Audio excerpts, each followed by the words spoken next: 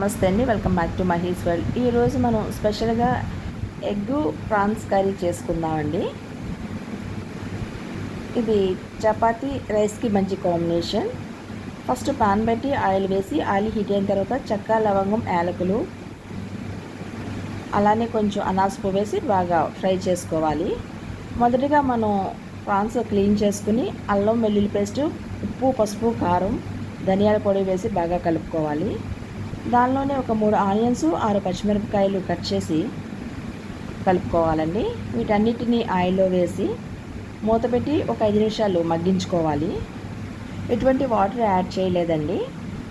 మధ్య మధ్యలో మూత తీసి కలుపుకుంటూ ఉండాలి.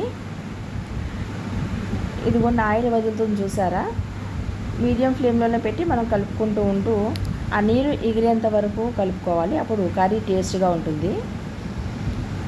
జనరల్గా మనం ఎగ్ ప్రాన్ కర్రీ అంటే ఎగ్స్ బాయిల్ చేసి కర్రీ చేస్తూ ఉంటాం కదండి. కానీ ఇది అలా కాదు. ఎగ్స్ మనం దీనిలోనే కొట్టి వేసేస్తాము. ఇలా వేయటం వల్ల కర్రీ టేస్ట్గా ఉంటుంది. మనం రైస్లో కలుపుకోవడానికి బాగుంటుంది. లేదా చపాతీకి కూడా నంచుకోవడానికి చాలా బాగుంటుందండి.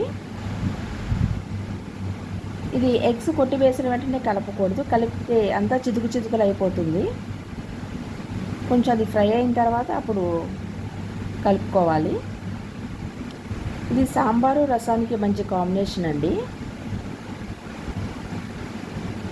కొంచెం ఆయిల్ కూడా ఎక్కువగానే పడుతుంది ఇది, కానీ చాలా టేస్ట్గా ఉంటుంది. అంత ఎక్కువ కలపకుండా మనం గరిటెతో కొంచెం అటు ఇటు కదిలిస్తే ఆ తడిదనం అంతా ఫ్రై అవుతుందండి. అది యోక్ చూసారు ఎలా వస్తుందో అదంతా కూడా ఫ్రై అవ్వాలి.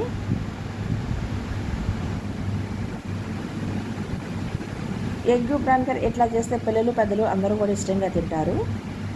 మధ్యలో కలుపుతూ ఉండాలండి. మొత్తం అంతా ఫ్రై అయ్యేంత వరకు బాగా ఫ్రై చేసుకోవాలి. ఇది కొత్తిమీరతో గార్నిష్ చేసుకోవాలండి. ప్రజెంట్ అయితే నా దగ్గర కొత్తిమీర లేదు. చూడండి ఎగ్ అదంతా ఫ్రై అయ్యే ఎంత బాగుందో. మీకు నచ్చితే లైక్ చేయండి. Thank you for